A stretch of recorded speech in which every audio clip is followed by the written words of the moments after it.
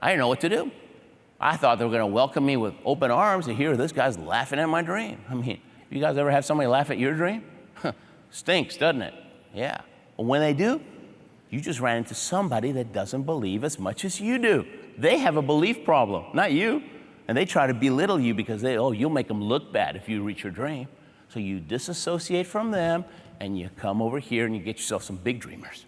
Because a dreamer will never be understood by a non-dreamer. They just won't. They're a different animal. So you hang out these guys. You do. You do. And they'll help you, and they'll encourage you, and they'll do everything they need to do. And so anyways, I didn't know what to do. This guy's laughing at my dream. Only thing I knew was don't hang up the phone. If I hang up the phone, that's just not an option. If I hang up the phone, it's all over, right? So I thought, I gotta make friends with this guy, right? I gotta, create some rapport so I can think of something. And one other thing that my mentors always said, they said, Ruben, a couple of times in your life, you're gonna be going after something. I mean, you're really going after something, and boom, you're gonna hit a wall you didn't know existed. And when that happens, you have to immediately start saying to yourself, there's always a way, there's always a way, there's always a way. I'm gonna find a way because God always gives me a way. If I don't quit, I'll make it happen. You start saying that, that'll put you in the right frame of mind. That'll put you in a positive, resourceful state, and you'll be looking, your subconscious will be looking for the answer. But what do most people do? Oh man, not fair. This always happens to me. Every time I try to do something, that happens to me.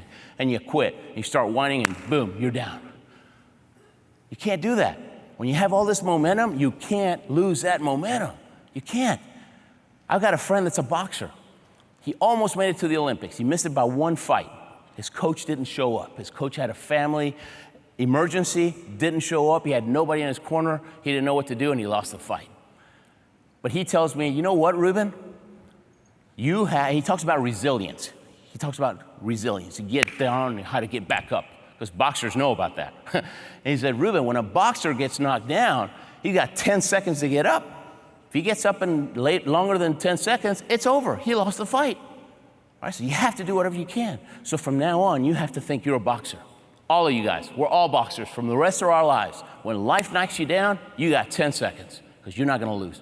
And if you get up fast, then you get back in the fight, and you still got a shot.